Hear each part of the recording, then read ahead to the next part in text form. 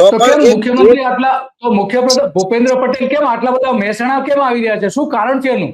હવે આમાં કેવું હતું કે અંજલિબેન વારે ઘડીએ દુબઈ જતા હતા, હવે મુખ્યમંત્રી વારે ઘડીએ મહેસાણા આવે છે, એ બી ચર્ચાનો વિષય છે.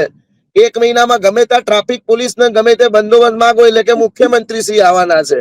એક મહિનામાં 12 દિવસ તો મુખ્યમંત્રી મહેસાણામાં અવેલેબલ હોય છે. બરાબર છે. હા, એટલે વાત તો ગંભીર છે. વાત તો ગંભીર છે. તો પણ અમિતભાઈ, મહેસાણાની પરિસ્થિતિ અમિતભાઈ, આની છે. અમિતભાઈ, હા, તમારો એક હાથ હાથ આડો આવે છે. હાથ થોડો દૂર કરી દેજો. દાંત દેખાય છે કેમેરામાં, હાથ દેખાય છે તમારો. હા સાહેબ. અને મોબાઈલ થોડો ઊંચો રાખો. હા સાહેબ. હા, બસ હવે બરાબર છે.